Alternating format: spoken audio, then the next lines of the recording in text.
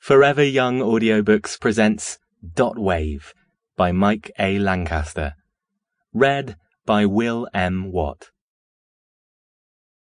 If you think you're too small to make a difference, try sleeping in a closed room with a mosquito. African proverb. Part 1. Whatever happened to Harry Brewster? It took no comfort from our nurture.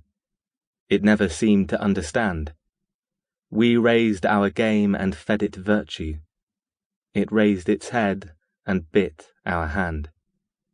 It took no comfort. Precision image. Chapter 1. Annie. Annie pretended she was lost and went around the block again just to make sure.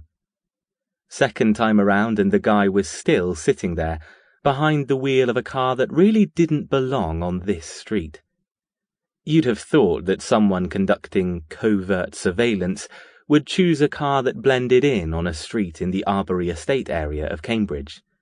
A boy racer GTI with underlighting, perhaps, or a decade-old Subaru, but not a brand-new high-end Beamer. That meant a cop or a drug dealer, and the car wasn't pimped enough for it to be the latter. Sore thumb, anyone?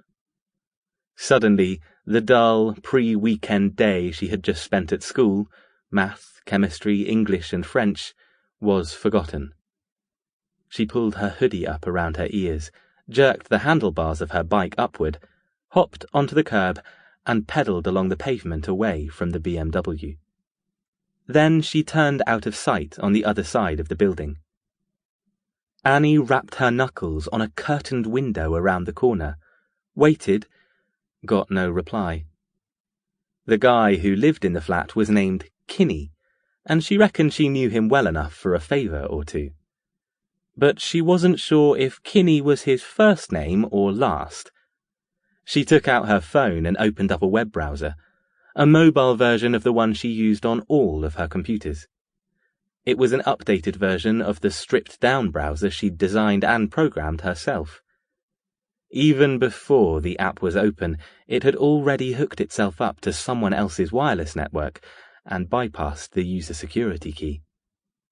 She input the few details she knew about Kinney, pushed search, and it ran its trace using someone else's IP. It took 9 seconds to get the information she wanted, and she copied over the number to the phone and pressed dial. 2 rings later. Sample complete. Ready to continue?